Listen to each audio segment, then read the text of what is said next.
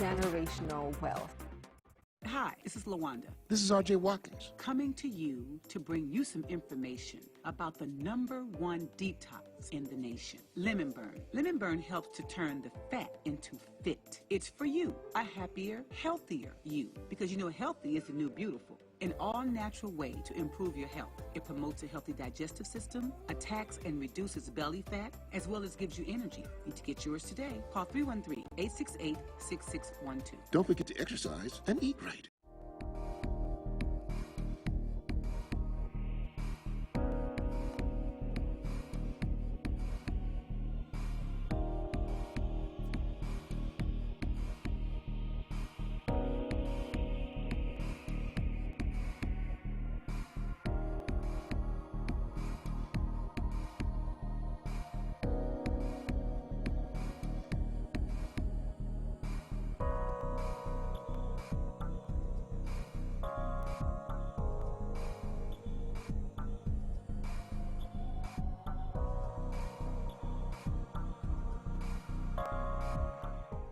Good morning, Detroit. What's up? What's happening in this chilly city? Well, you know, it's a lot of things happening today. Yes, it is. It's a good day. This is the holiday week, right? Holiday week. Thanksgiving coming. Thanksgiving coming. Yeah. Joe, you got some plans for Thanksgiving? I'm going to play it. You coming to my house for dinner. Okay. He's already invited. Joe's coming to dinner, y'all, so just get an extra seat at the table. Okay. I want to thank you guys for joining us this morning. We have some very, very special guests coming on today. Yes. You want to tell us a little bit about them, Joe? Yes. Our guests today are the incomparable Lamont Robinson from the Detroit, to hopefully the Detroit Rhythm and Blues Hall of Fame. Mm-hmm. We're still pushing it, whatever it can be. We're talking about the Rhythm and Blues Hall of Fame, and this is something that has got something to do with all of our legacies, all our history, and they're talking about it all over the world, so we better be talking about it. Of course, right? Yeah. So, and of course, Mr. David Washington from the Pontiac station up there, up in Pontiac, Michigan, Yanktown. and the comparable, my buddy Smile, not I was trying to say Speedy. People don't really know what he's saying when I say Spider Turner. Yes. You know, so we got a very good show today, and I think nice holiday show. That's what I good call holiday show. We're going to talk about some things, upcoming events, especially a thing that's got a lot to do with a good friend of mine, Mr. David Ruffin. Oh, nice. So yeah, we're going to talk about those things, and just, you know, it's a good show today. Yeah. Well, it's very nice. Well, we want to thank our sponsor first. Our sponsor is Lemon Burn. I've been using it for a few weeks now. People say, I can't tell. However, I can tell. I can tell by the inches. It's just my own thing. However, Lemon Burn is it's a really good product. If you don't use it for weight or anything to help you lose weight, you can use it just to help you stay well, because it has all the ingredients in it. It has ginger, it has lemon, it has honey, it has cinnamon, all those good components put together to help you lose weight or either keep the bug off of you for the winter time. So we want to thank our sponsor, Lemon Burn, for all the generosity of sponsoring our show for What's Up Detroit. You guys want to get it, you can call into the station and come and get you a gallon. I'm telling you, it is so worth it. I haven't been sick since I started taking it. Wow. That's awesome. And you know I get sick easy in the cold, right? Well, you know, we don't want to even talk about getting sick now. Let's get out of the year. Let's make it through the year. Well, we're going to make it through the year. I got plans for Christmas, so I don't know about y'all. Okay. But we got some things going on. So I'm really excited to have the guys come on the show. I haven't seen Lamont since we did the R&B Hall of Fame. Wow. Okay. It's been a while. Yeah, he doesn't look different. He looks the same. Yeah, still rich. He's rich. Yes. He's rich. You know how rich people be. Well, you don't don't get a have to chance be to rich. see. You just might be healthy and happy, and that's rich. too, right? Yes. How rich There we you can go. be when you're happy. There we go. So what's the next venture coming up, Joe? Well, the turn of the year. Yes. That is the challenge now. Yes. We're dealing with that. Putting a band together. And let's take it from there. Yeah, because we got some things to do, don't we? We got some things to do. Yeah, a lot of things. But I'm looking forward to it. You know, working with you, for me, has been an honor, because I've learned how to pace myself and how to plan. That's important. I used to be the one that would just get up and just do it. But watching you, I know I have to plan for it. Yeah, and so that has helped me a whole lot. That's good. And then meeting all the different people that I get to meet. I see you Hanging get around. excited. I'm a groupie. Don't be a groupie. I'm a groupie. They be trying to meet you. I'll be like, okay, well, you know, I ain't nobody. we'll be there in a minute. Yes. No, but it's just an honor, and I really, really enjoyed doing the show with you. I just want to let you know that for this year before we go into the last two, 3 shows. I wouldn't have thought about trying to do it without you. Okay. I get so many compliments in the other week when they were trying to get me to do the show by myself. A guest didn't show up. And RJ said, you going to do a show behind that girl? Winging it? You going to wing it? No, it's just, I mean, the key for me with doing this is being able to just meet people and talk to them right on the spot. You know, you get to learn so much more. And I try to treat them as though, even if I know them, that I don't know them, so that I can ask the questions that people who do not know them may want to know. The conversation, get the answers. The conversation is an attraction. There you go. They're going to entertain you with their thoughts and being who they are, and that is the whole point of this show, so that we can get points across. And I have, like, over the weekend, I thought about, I was like, you know, if I had to have a challenge in this city, because before, when I was coming up in this city trying to fit in, you know, there were challenges everywhere. Spider Turner, he doing that. I want to do that. He doing it already. I can't do that. Okay, so, but we got a youth choir here. Yes. Yeah. That's the challenge. We got the dime here. Yeah. That's the challenge. All those are things that we should be into it. Right. You know, I mean, in the front of it, not sitting there watching it. See, so those things like that kind of bug me a little bit. But, you know, I'm glad I'm bugged, because it gives your road is already paved. You just see what it is that you need to do, and you get busy. Yeah. You know, so, I mean, and I got a lot of ideas, you know, and I'm sure everybody has ideas. But I have some ideas that, you know, I think might make a difference. It can be relevant. And when you got a group of kids that are so talented, you know, so enthusiastic about it, that's a movement. Yeah, it is. You know, other kids see that. That's why when I started, I saw kid Frankie Lyman, Sugar Child Robinson. I was like, shoot, I could do that. You know, I mean, you know. Wait a minute, and I don't say it like that, because Boosie had a thing we was working on one time called a record called I Can Do That. I can do that until it's time for you to do it. So he was talking about them kind of people. Oh, I can do that. Oh, he doing what? I can do that. Show me. Okay, your turn. Don't talk about it, be about be it, right? About it. That's the whole point. That's the point. But when you talk about the kids, you know, our road is paved for us. The ones that have done it or that are performing or is doing something enough to make a difference now. Our road is to show them the road and to show them how to do it correctly.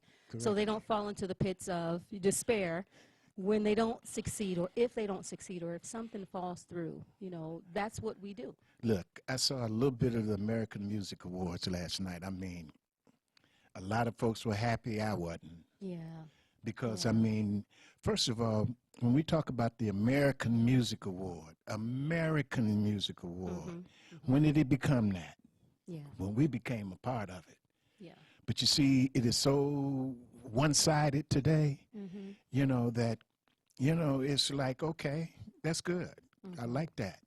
But when I can see us having that Rhythm and Blues Hall of Fame here in Detroit, and they got a auditorium big enough to put one of those shows in there with the stages and all of that in there, and we put our own show on. Yeah, I'm with that.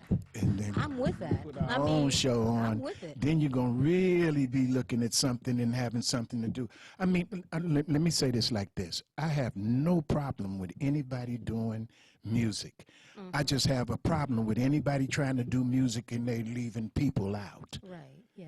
Anybody, not just us. I mean, I feel for us, because I've never been in a part of the music, especially in Detroit where we've been excluded. Yeah. And then when you see all these award shows, I remember when Michael Jackson and MTV announced themselves together, and MTV had nothing to do but say, we got to play Michael.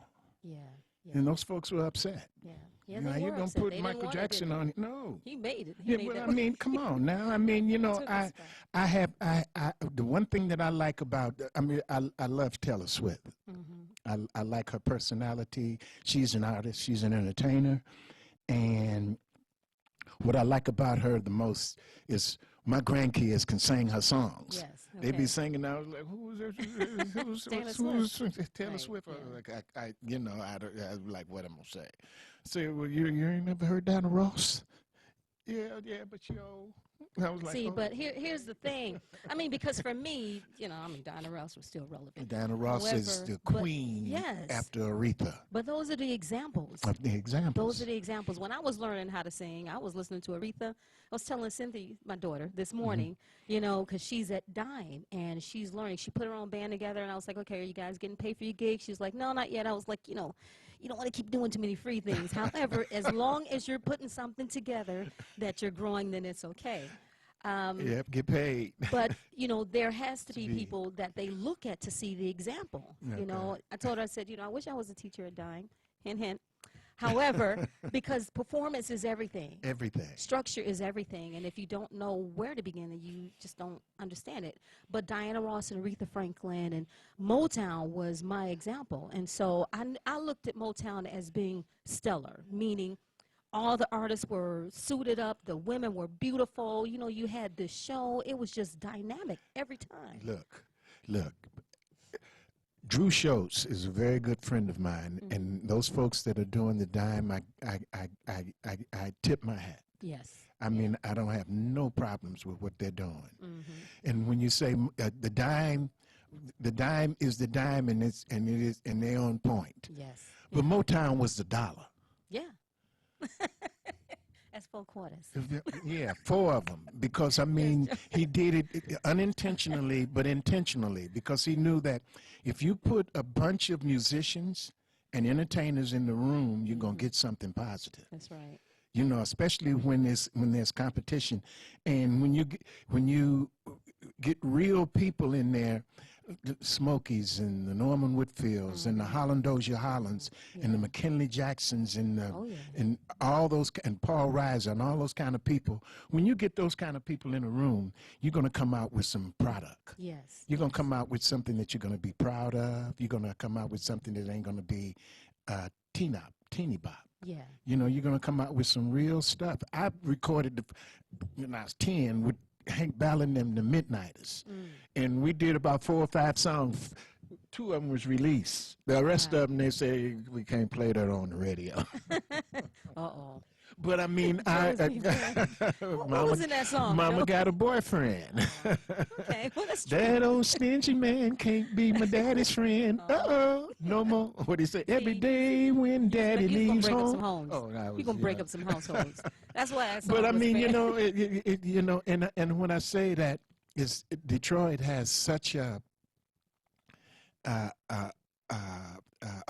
aura about it musically that it's not a funky funk, it is a stinky funk that smells good. Yeah, yeah. George Clinton would love that. Yeah, he would. That'd be a song. It's a stinky funk. Yeah, he probably said that. That's probably where it cut it from. Yeah. But I mean, and when you put the right ingredients in any kind of composition or any kind of group of folks that you're putting together, you can't. We can't say what's going to come out of it, but you got some stuff in there, and it's something going to come out of it, and you just have to wait for it. Yeah. That's what we're waiting on here in Detroit right now. Because other than that, our music, R&B, American black music, would be still rolling like it's supposed to roll. Right, I mean, and hip hop, I understand the real side of hip hop because there was some of us getting ready for what they have done to us now. Yeah. Because we was left without anything but a turntable. So the turntable killed the drums and killed the band and all of those things, and then put all those different sounds, effects, and things in your voices. Yeah. So it made it a little bit.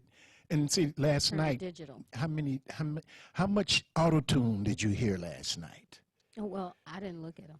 I'm gonna tell you, I'm one of those kind of people that don't watch the award shows because I know how they go.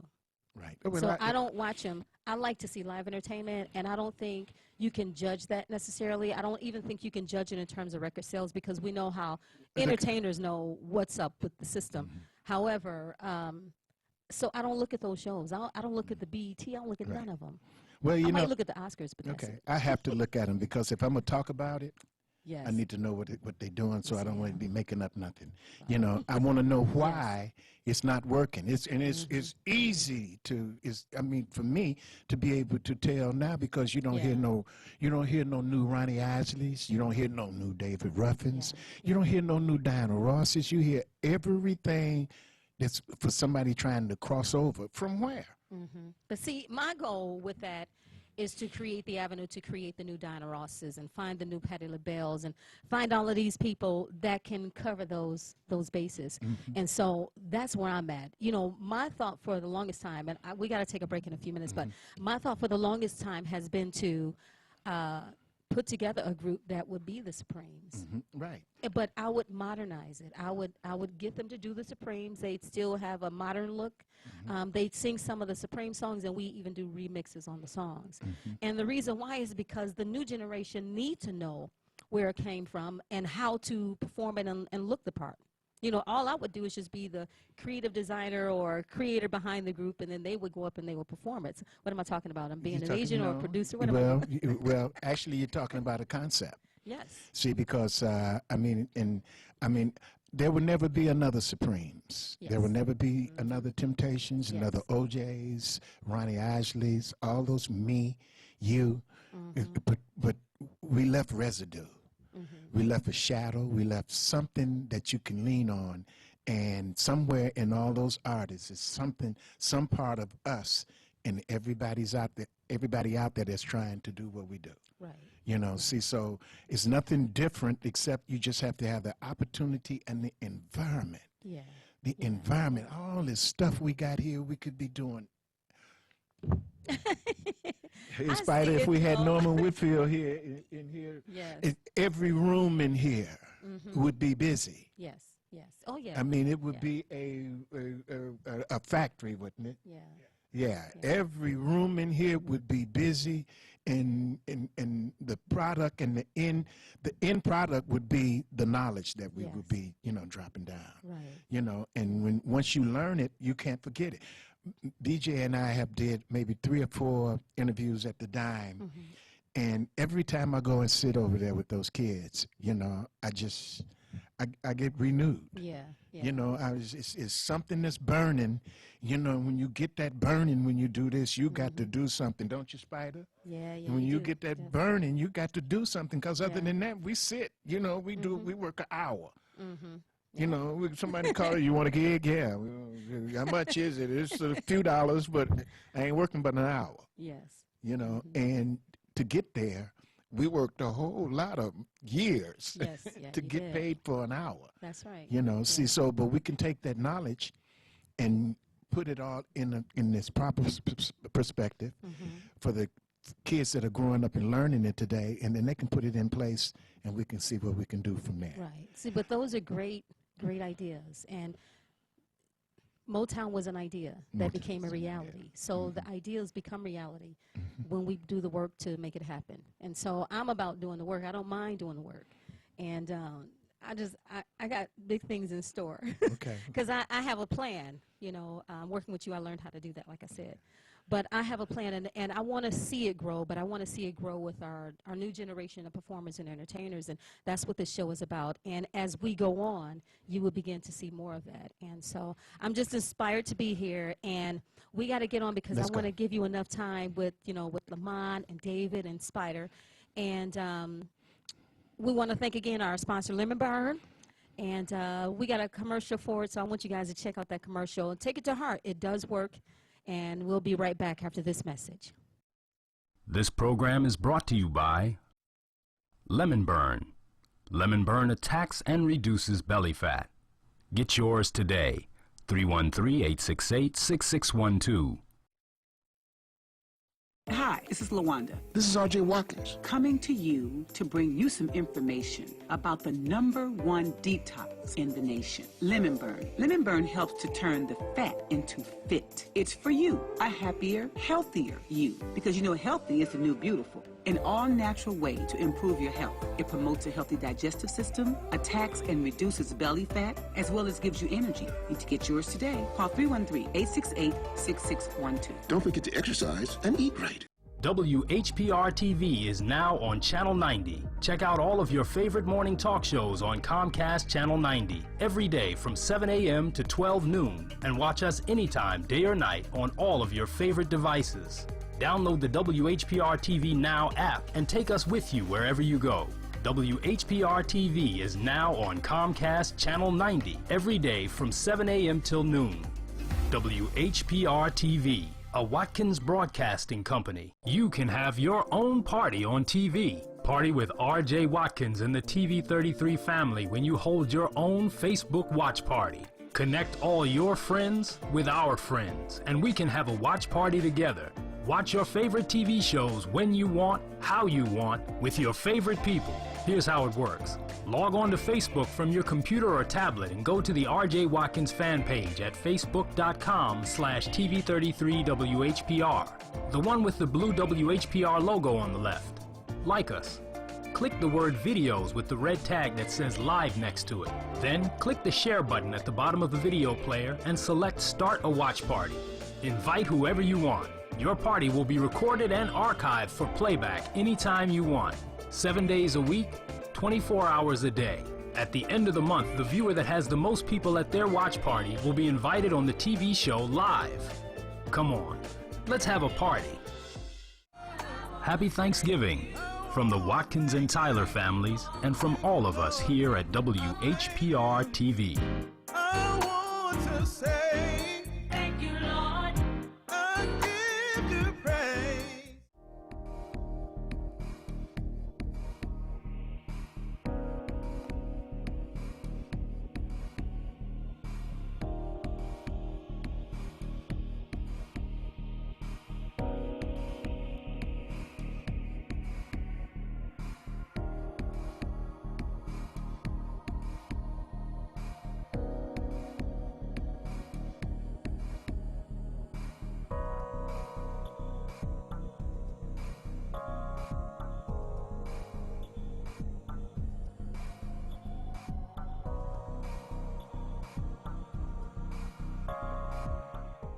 What's up, Detroit? We're right back here right now with our special guest, Mr. Lamont Robinson over here on the end. We also got Mr. Spider Turner and Mr. Dave Washington here on my left, on my right, your left. We're here talking about what we're getting ready to present. I left mine over there, Spider. Okay. The National Rhythm and Blues. This is a production of the Rhythm and Blues Hall of Fame. Yes. Rhythm and Blues Hall of Fame. In fact, I'm going to let Lamont tell you about this, so I won't just sound like I'm a tape recorder. You know, you make the commercial because it's going to run until it happens. Tape recorders made hits. Well, on December the 13th, Friday, December the 13th, we're going to be celebrating a very iconic song that you guys all know, which is My Girl by the Temptations. 55 years. It doesn't seem like it's been that long, but it's been 55 years. And we decided to do a old school dance cabaret to My Girl and the Rest of the Temptations anthology songs at Burt's. $10. We're going to have up some memorabilia, inviting some of the families from the Temps, David Ruffin's family, Paul Williams, and, of course, yourself, who spent a lot of time with the Temptations. But I just thought it was real important that the organization, Hall of Fame, would honor not just David Ruffin, but the Temptations. And Detroit. Oh, that's Detroit. Everything we're talking about is Detroit. There you go. Yeah. The Motor City. That's it. There you go. And we're going to have it at Burt's, and we're going to do a big shout-out to Burt's. And it's going to be in the warehouse, and it's $10. And we want you guys to come in to a pre-holiday dance party, old school cabaret. And, you know, I know you have a lot of stories about the Temptations, and you knew David and Eddie. And I've learned so much from this man since I've been here over the last 6 years. He used to play at a club in my hometown called Leo's Casino, where they used to really battle the OJs. So I know you can really talk about this song, My Girl, being a Motown artist? Oh, of course. I can talk about a whole lot of things I can't talk about.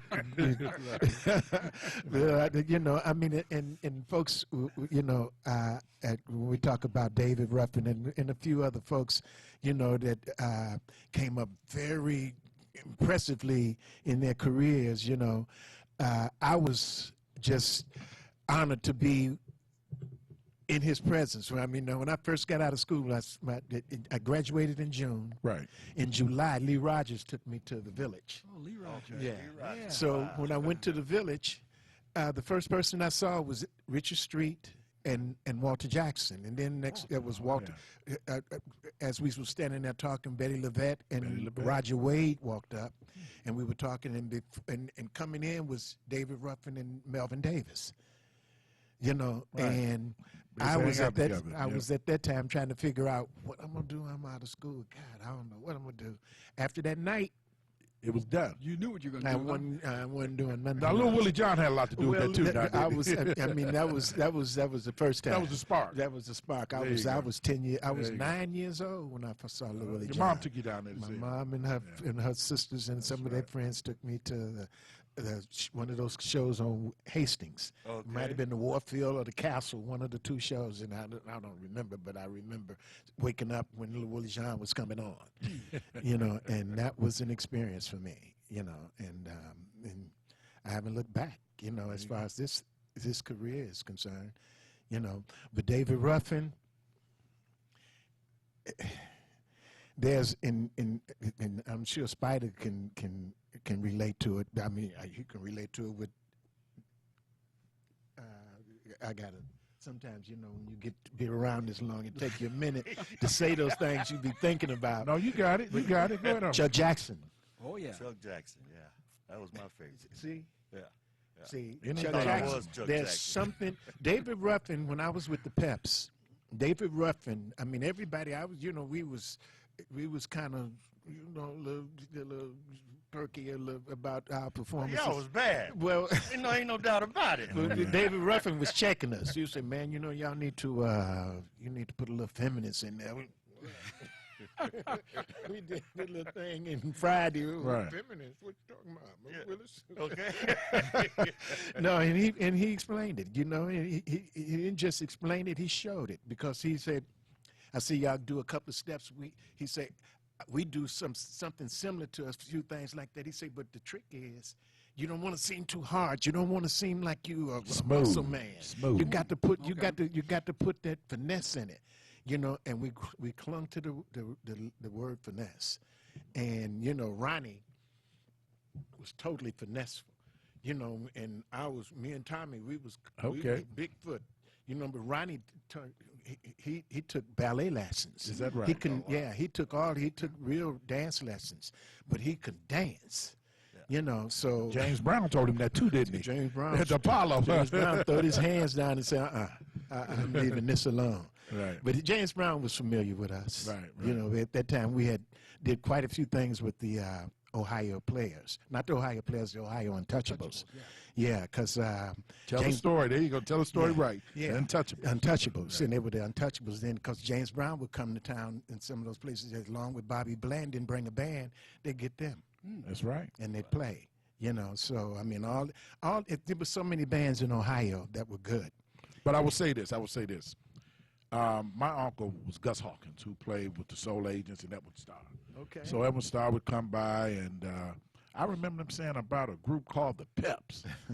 And Mr. Casino, Leo, you guys were signed to him. Okay. Mm-hmm. And Eddie Levert, this is out of Eddie's mouth. He said, man, we didn't want to see them come. He said, smoke, heat, and fire. He said they were just, in the sound system, it was just terrific. And, you know, that was one of them nights where my dad told me the Temps and the OJs went at it, and my dad said the stage was totally dark, and they sang a song called Standing for Love. And when the lights came on, Eddie was there. And Eddie busted out his shirt because he had to get the Temptations that night. But my dad said the Peps were, Smoke, Heat, and Fire was just great. Yeah.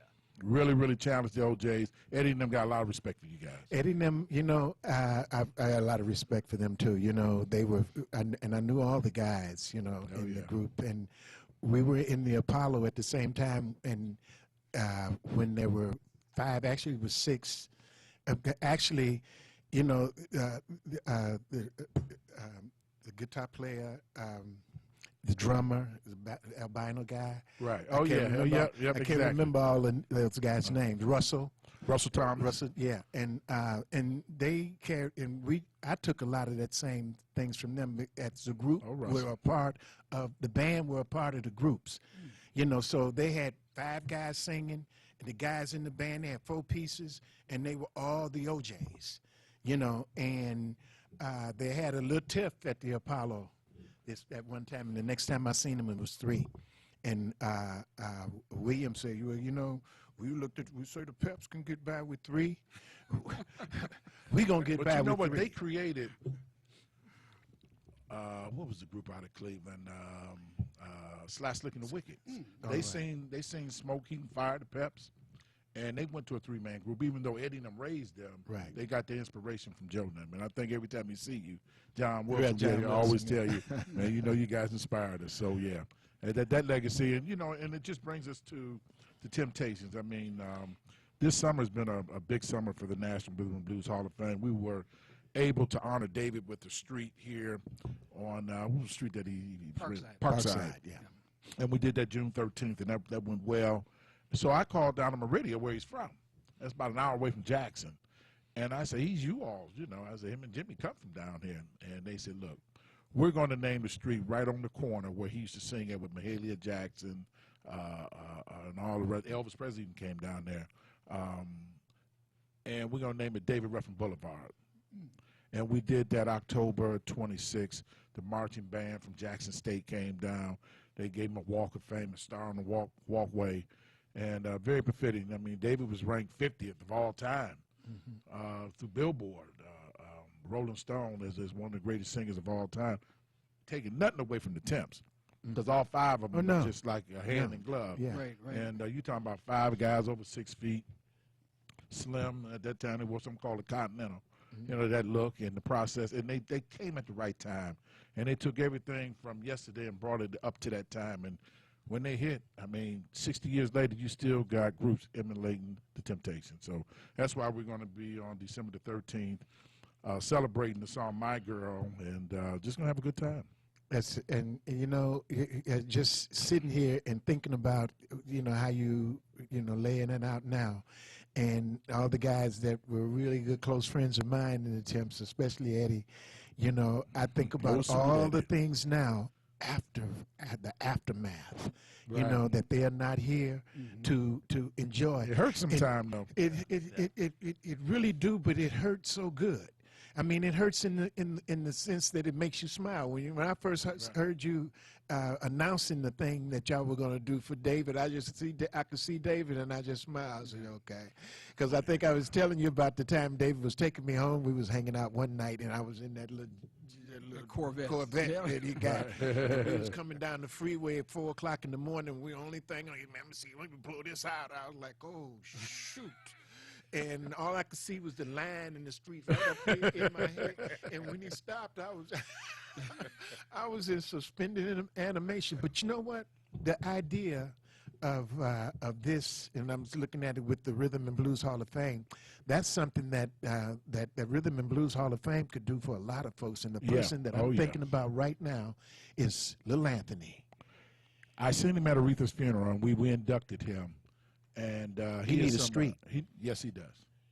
Yeah, he does. He needs a street. All of those things are, because, you know, we can't, I mean, the Rhythm and Blues Hall of Fame, David, I mean, you know, when you're around a lot of artists, you have to keep those legacies happening, because they always going to reach out and touch somebody. The other day I saw on Facebook somebody was talking about Adam Wade.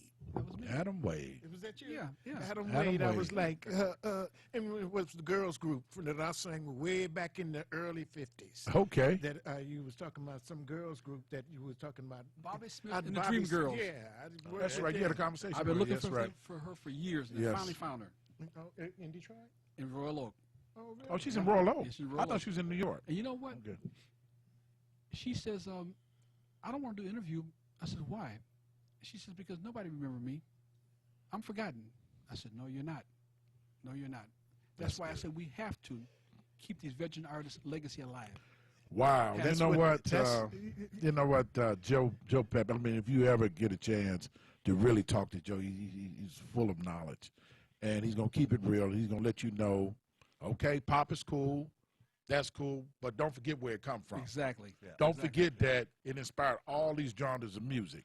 And, you know, one of the things that, you know, two of the best teachers I ever had was one of them sitting right here. The other one was my big brother, Ron Banks. Right, yeah. And Ron would say, Lamont, listen, we used to run after the limousine of the Temptations. We used to go to the cleaners for them guys. Mm-hmm. Eddie and them gave us tidbits.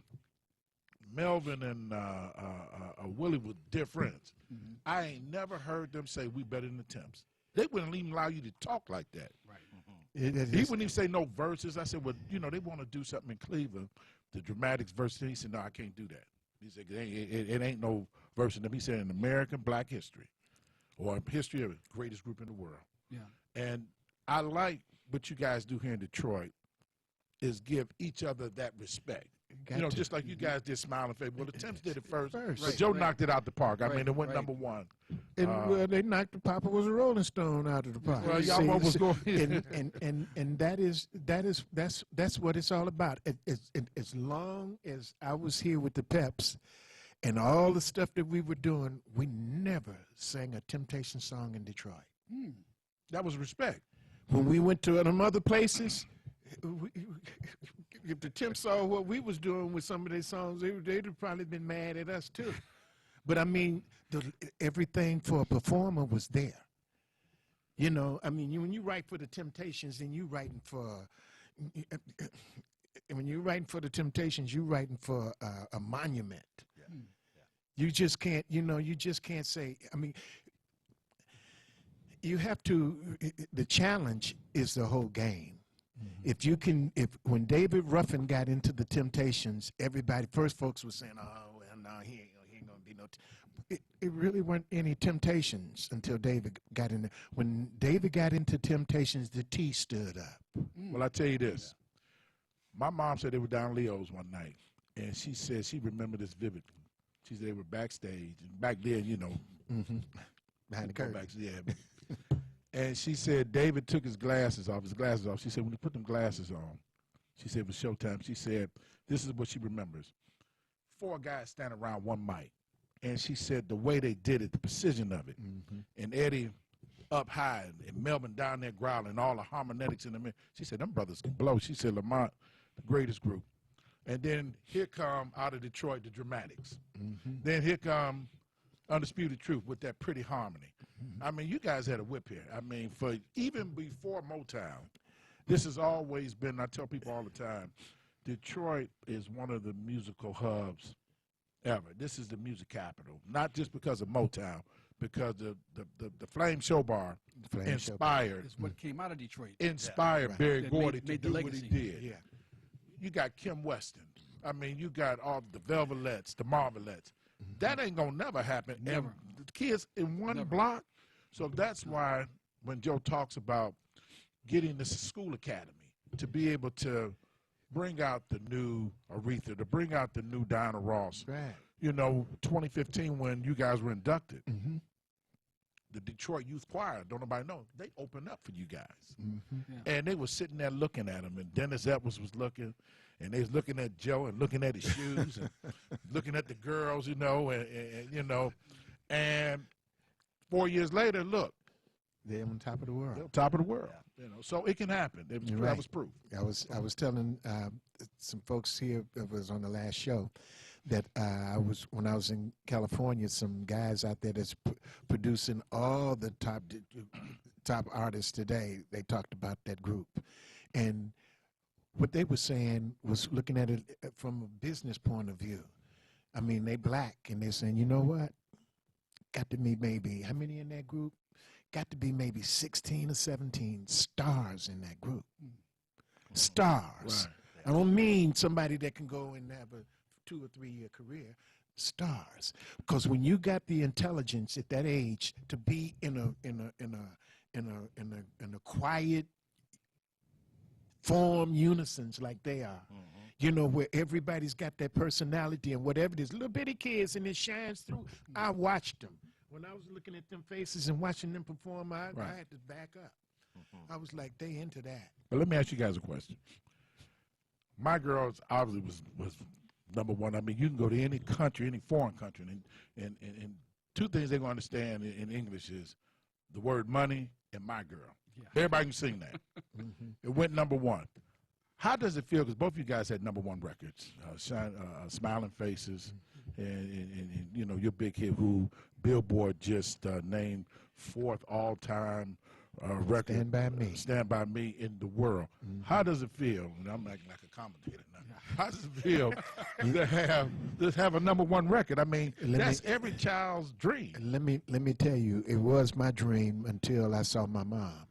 Okay. Really? When I saw how my mom was affected by that, you know, at first, when I first made records, my mom would say, I mean, she was really trying to be discouraging. She said, only thing, you know, she was using a lot of little terms that, you know, that was disparaging, you know, and, you know, and I was like, you know, I ain't gonna be like that, you know, and I don't really want to be something that you already, you know, got a, you know, dark side view of it. You know, and I lived it, because when we were getting popular and you're on the road, you meet a lot of people, you learn a lot, and sometimes you get involved with some folks and you go home with them and their parents be looking at you and say, hey, nice kid, what you do? And as soon as you say, I'm a singer, then the whole thing changed. Rock and roller. Hey, the air said, oh, the air, he said, come here, daughter. It's time for him to go home. You know, and I just felt like, you know, I said, you know what, it's always nice to have people cheering for you when you're doing your act. But what about when you know, because I come off the stage, it ain't an act. And then to me, people say, you quiet. I thought you was going to be, well, you know, go into another thing, you know. That's right. And, but back to the Temptations. First of all, if we can start something with a monument brand like the Temptations that nobody is mining right now, it's just like continuation. But when we start talking about the legacy, the real legacy of the Temptations, I play music when I'm not. Facebook shut me down. You're playing too many. You're playing too much music quick. You're playing too much. I was like, okay, so you know. But when I play music, I play it because it has a spirit to it, and I tried to give that same spirit. When you putting your stuff on the radio, you know, DJs, real DJs, play music so that you be in a space. You know, and one of these, it put you in that mojo. We had Mojo and Butterball back in the days. You know, those guys would play music and you'd be like, oh. Ernie Dorn? You know, put you in that box. Yeah. But what made the Temptations? What made, okay, listen. Otis said something to me, and he said it on film, but I remember he said, Lamont, I don't mean to denigrate those groups that came before us or those after us, but that set of 5 days, there was something special about that 5. Very special. And again, 60 years later, we got groups still emulating the Temptations. So, I mean, the Impressions had some of the best harmony I've ever heard. Absolutely. I mean, the Flamingos, the Dales, you know, Junior with that heavy voice.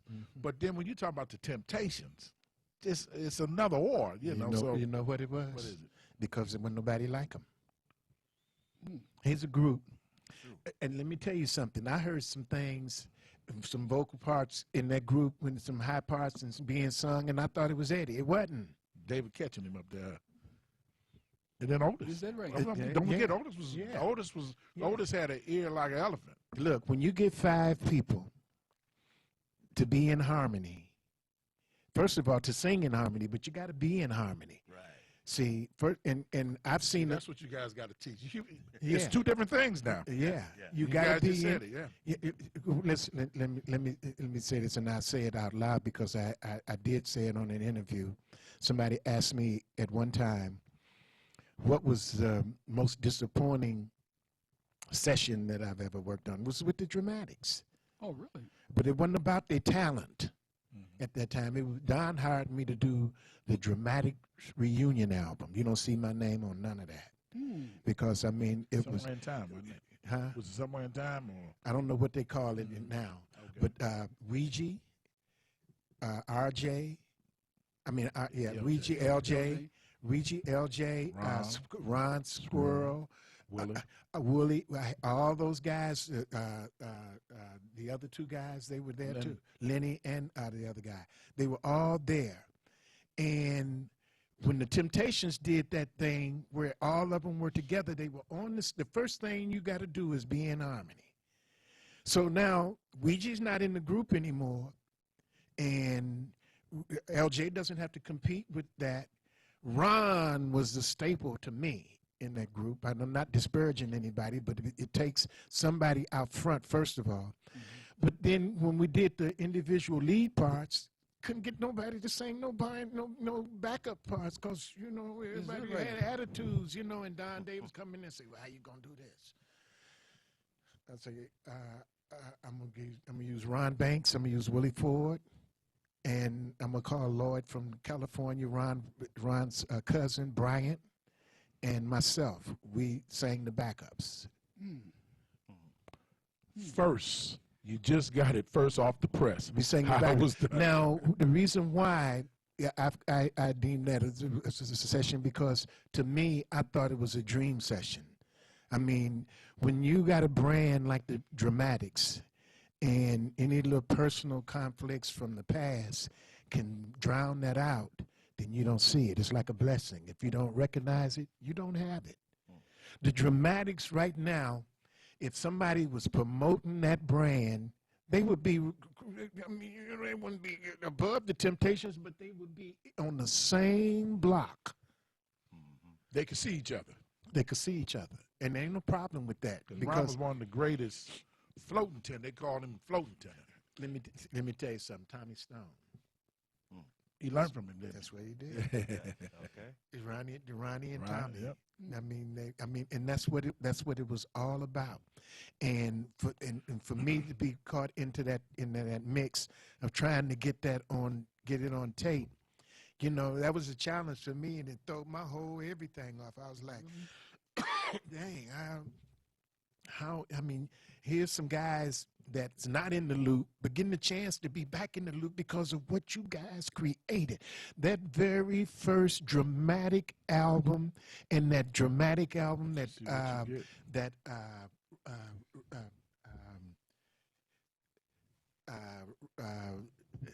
the bass player, Michael Henderson did. Yeah. Those albums were classic albums. Very much so. Very much so. Classic albums. But see, we got to get back, and that's the importance of the Rhythm and Blues Hall of Fame, is to really show the history of what was, and the reason why a Taylor Swift, Justin Timberlake, or Bruno Mars, where it all come from. That's what I'm talking talking Willie Ford about. told me right before he passed. He said, Lamont, you know, Melvin Franklin was my hero. But he said, but there was a bass singer with the four silents that people respect, but you don't hear about it. That's why you got to build the Rhythm and Blues Hall of Fame. That's right. You know, what was the group that Wilson Pickett sang in? The Falcons. That bass singer. What was his name? Willie Schofield. Yep. Nobody talk about him. That's why we got to have this. Yeah. Absolutely. Willie Schofield. I mean, we was on the same label when I was 10. He was with West End. Wow. Yeah, You Robert know, West. Robert West. Yeah. See. So Willie Schofield, I mean, he was the architect of the Falcons. Yeah. I mean, I remember before I came back here to Detroit, that Mac Rice came to me and said, "Man, Robert Bateman and a bunch of us, we was all sitting around talking about doing a Falcons reunion, and everybody, somebody said, Joe Pep, let's get Joe Pep. You know, he sang all of the different parts, so he can do this, he can do that. You know, and I thought about that, you know, because when he did that, he asked me. And I thought about it. I said, you know what? If I'm a reunion with my stuff. Makes sense. You know, Makes sense. That's right. You know, Yeah. I mean, I was flattered. You know, I mean, let me tell you something. The Falcons and even with Sonny Monroe, You know, when I was with them, that was the group of the Falcons then. That's how we were all tied in, and how we went to Ohio, and Don Davis was producing Ohio Untouchables then. And but all of that Wilson Pickett thing, I mean, a lot of folks don't realize that Wilson Pickett moved to L.A. I mean, not to L.A., but to New York and New Jersey, all the way out there and that stuff. But all of that stuff that was happening was Detroit. He cut his teeth right here. Cut his teeth right here. Yeah, he sure did. Yeah, all of that. Come on and let me be your boy. Come on and let me be your Who's boy. the gentleman that Ron Banks, he said my mom was not related, but he loved that song? Daryl Banks. Daryl Banks. Daryl Banks. You know how you got here? You don't want me to tell you, do you? Out of Buffalo, right? Buffalo, New York.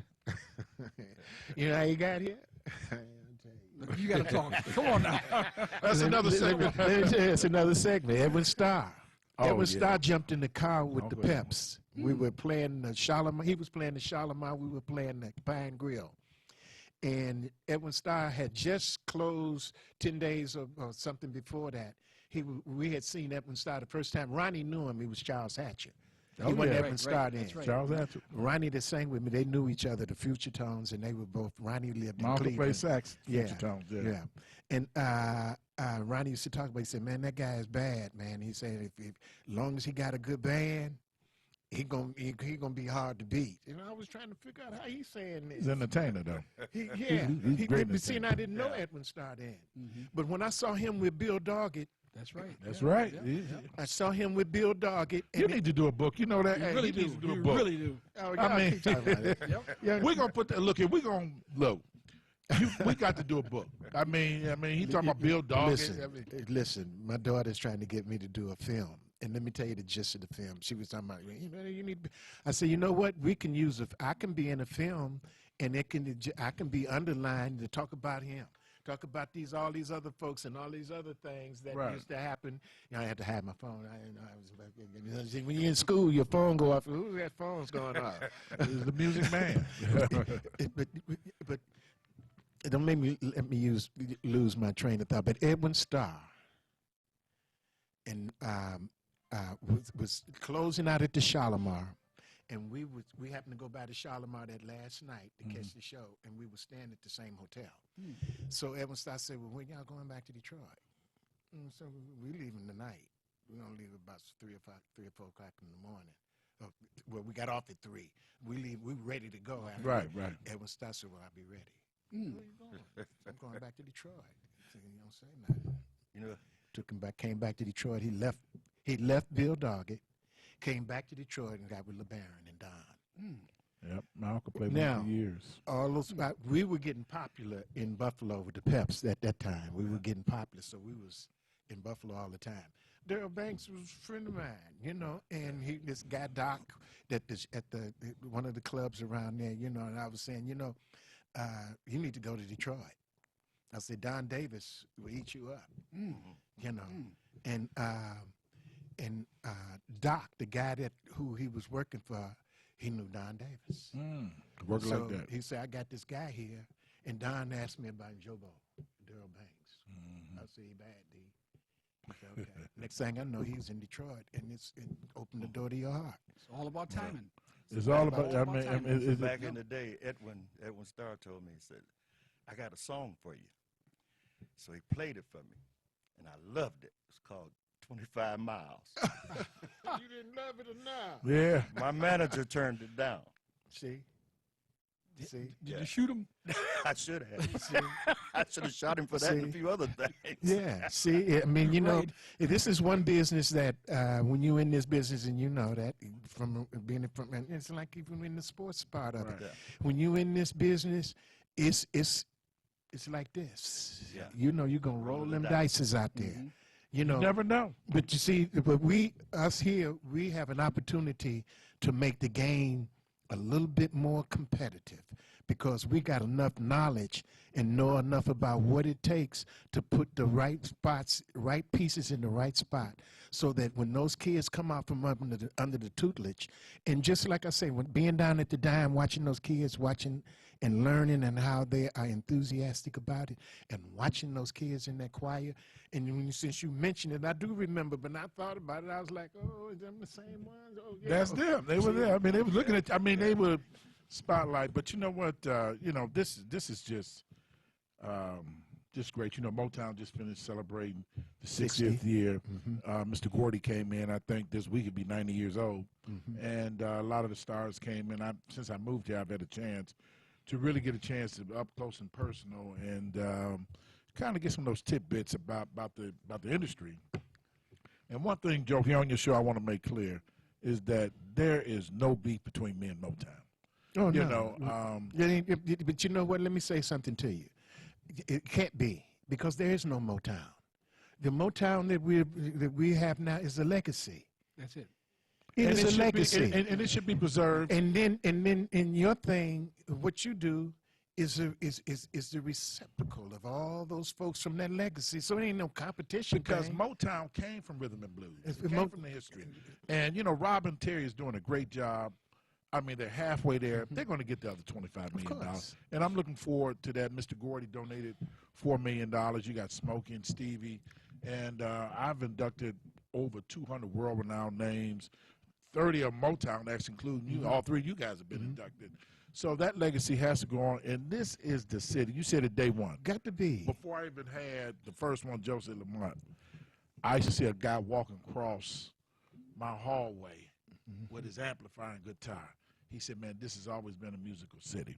Marvin You know, Copley. you know, Lil Willie John was holding his mic down here, and he said, man, I got inspired. So all of that has to be. So we're going to, you know, present all of this February, December the 13th, Friday, December the 13th at Burt. Tickets are $10. You can get your tickets at Burt's. You can call 313-936-2040. Again, that's 313-936-2040 for tickets. They're only $10. And we want to come and celebrate this old school cabaret going into the Christmas holiday season. We're going to play some Christmas music, and we're going to invite all the Detroit music legends to come down. I'll be And there. Martha Reeves told me just make sure the microphone is there, so she's going to serenade you guys. So, and Joe Pepper's coming, so we're going to have a good time. Yep, and look for us in some future dates. We have some tickets to give away. Oh, We yeah, have some to give tickets. away. So Definitely. we'll be talking about this until that date, and it'll be my pleasure to celebrate with David Ruffin. I got a little story with the My Girl thing. I used to live over on Chicago and 2nd with the Stokeses, and they had a record label where I cut my first couple of records with the Stokeses, Child Talk Records. Eddie Kendricks lived upstairs because he was married to Pat, who was the Stokes' daughter. And he came home one night, me and Joby from Enchantment, Joby Thomas. We're sitting in the kitchen, and Eddie comes in and he starts talking about this new singer that the Temptations just got. He's talking about David Ruffin. So then he taught us My Girl. We knew it before it hit the streets. He taught us the routines, everything. Well, you know, it's. Say something about the Go ahead, one more time before we go. Go ahead, David. My Girl is so popular, no one even never flipped it over. Nobody knows the B-side. What's the B-side, David? What's Tell the us. B-side? What's the B-side? Joe? Joe, what's the B-side? And you know it very well. Know. I used to. I You done played it over and over. I'm sure. Tell I'll him, probably David. sing it. Talking about So, Nobody But My Baby. Yeah, talking. You're right. Good song. Yeah. My My B-side was so popular. My baby, hey, hey, hey, my baby. Wrong one. Wrong one. Wrong one. Okay. Yeah. Talking about Nobody But My Baby. Okay. Talking about nobody but my Nobody baby. knows it, though. Okay. It's a good song. Ladies and gentlemen, and Lemon Burn, thank you for sponsoring Lemon us. Burn. Please keep sponsoring Please. us. We got to keep this good Lemon Burn. Get you some of that Lemon Burn. That's and we right. can- Get some. And we'll be good.